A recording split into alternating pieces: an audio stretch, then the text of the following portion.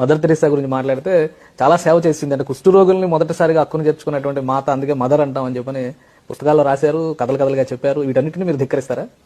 Latin American dictators దగ్గర నుండి చాలా సపోర్ట్ పొంది వాళ్ళు అధికారంలో కొంచెం ఇఫ్ అండ్ బట్ పొజిషన్లో ఉన్నప్పుడు అక్కడికి వెళ్ళి స్పీచ్లు ఇచ్చిన వారిలో మదర్ తెరీసా మొదటి వ్యక్తి.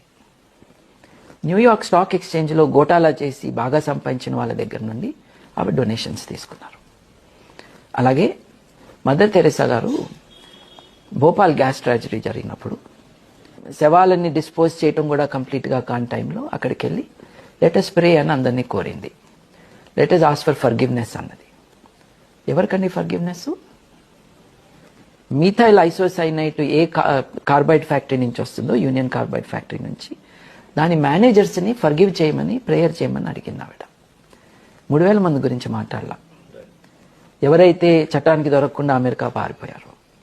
I have a very poor opinion about this idea of social work.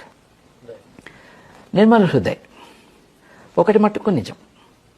ఆవిడ ఎవరిని తీసుకొచ్చి తన హాస్పిస్లో చేర్చుకున్నది అంటే, ఎవరూ పట్టించుకోకుండా రోడ్డు మీద పడిపోయి ఉన్న వాళ్ళని తీసుకొచ్చింది. కానీ వాళ్ళని తీసుకెళ్ళి తన హాస్పిస్లో పెట్టుకుని మందులు లేకుండా వాళ్ళ కేర్ తీసుకున్నారు అన్నది